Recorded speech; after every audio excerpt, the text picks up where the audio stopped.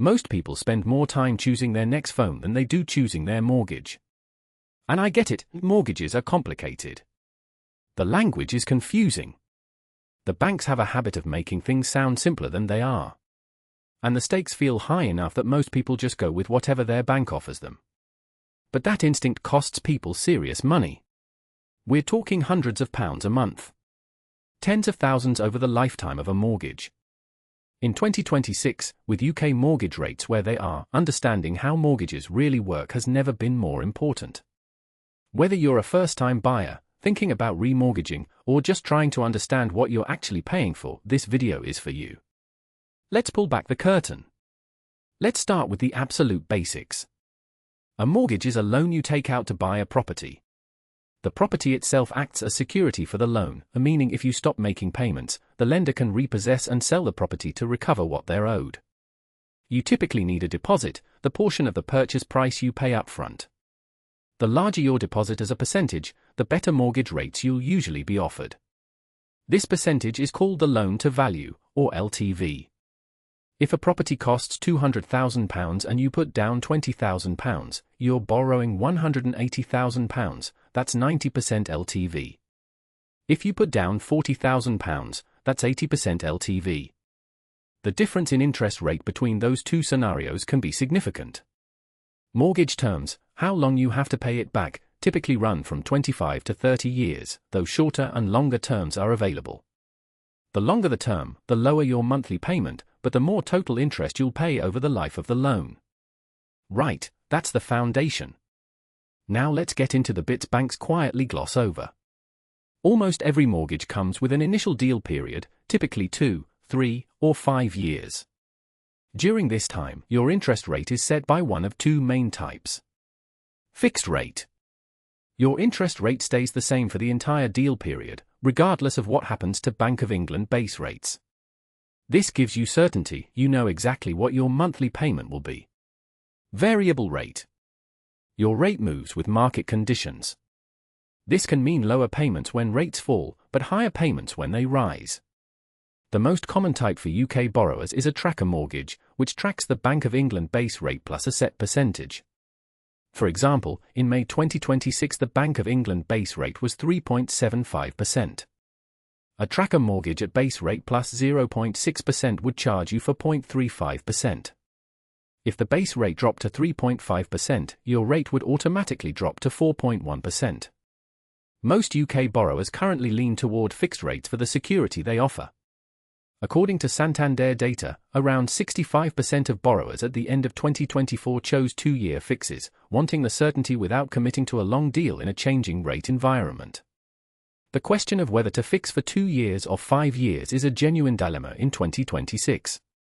A 2-year fix might give you access to better rates if rates fall significantly over that time. A 5-year fix locks in security but could feel expensive if rates drop substantially. Neither is definitively right.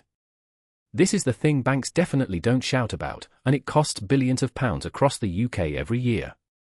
When your initial fixed or tracker deal ends, if you don't remortgage to a new deal, you roll onto your lender's standard variable rate. The SVR. In May 2026, the average SVR across UK lenders was around 7.13%.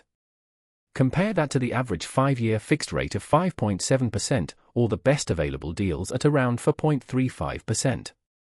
On a £200,000 mortgage over 30 years, the difference between an SVR of 7.13% and a fixed rate of 5.7% is roughly £187 per month. That's over £2,200 extra every year, for doing nothing. For just not getting around to remortgaging. Across the UK, hundreds of thousands of people are sat on their lender's SVR at any given time, paying far more than they need to. Don't be one of them. Set a reminder 6 months before your current deal ends. Start the remortgage process then, you can usually lock in a rate that far in advance, and if rates move in your favour before completion, you can often switch again. Here's another one banks don't lead with. Every mortgage deal comes with fees. Product fees, sometimes called arrangement fees, can range from £0 to £1,999 or more. Valuation fees. Legal fees. And if you're moving from another lender, potential exit fees or early repayment charges from your current deal. The critical mistake people make is comparing mortgage rates without factoring in the fees. A mortgage with a rate of 4.06% and a £999 fee might actually cost you less over a 2-year period than a mortgage at 3.96% with a £1,599 fee. You have to look at the total cost. The annual percentage rate of charge, or APRC, factors this in, though it assumes you hold the mortgage for its full term, which you may not. The best approach: use a mortgage broker. Independent, fee-free brokers like London & Country or Habito will compare the whole market and do this calculation for you. And they're paid by the lender, not you. Let's talk about where rates are right now and where they might go. The Bank of England base rate stood at 3.75% in May 2026, down from the peak of 5.25% in 2023. Rates have been gradually falling as inflation has come under control, though UK CPI was still running at 3.4% at the end of 2025, above the bank's 2% target. Average 2-year fixed rates sat around 5.81% in May 2026, and 5-year fixes averaged 5.7%. The best deals available were around 4.35% to 4.50% for those with larger deposits. The outlook? Uncertain. Global factors, energy prices, US trade policy, geopolitical tensions make it difficult to predict where rates go from here. Some experts expect continued gradual cuts to the base rate. Others warn of bumps in the road. The practical implication for you: if your deal is ending in the next 4 to 6 months, start looking now rather than waiting and hoping rates fall. The benefit of waiting rarely outweighs the risk of being caught without a deal.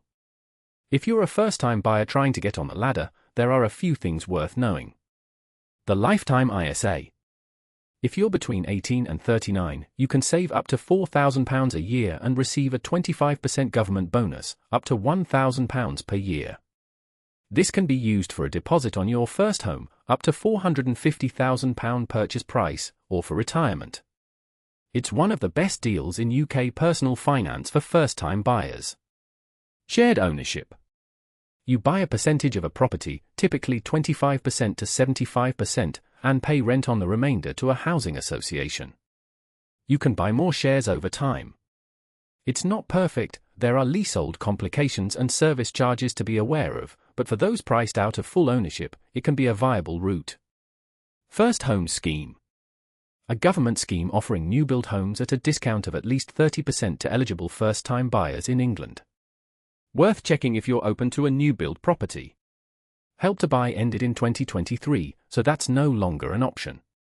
But if you're building a deposit through a lifetime ISA, exploring shared ownership, or checking first homes availability, there are still real routes onto the ladder. It just takes more research than it once did. The mortgage market is complicated, it changes constantly, and the banks aren't always on your side. But armed with the right knowledge about rates, fees, the SVR trap, and the schemes available to you, you can make decisions that save you genuinely significant amounts of money. Don't set and forget your mortgage. Review it before each deal ends. Use a broker. And never let yourself drift onto an SVR. If this helped you make sense of mortgages in 2026, give it a like and subscribe for more. And drop a comment below: are you a first-time buyer, or are you coming up for a remortgage? I'd love to know where you're at. See you next time.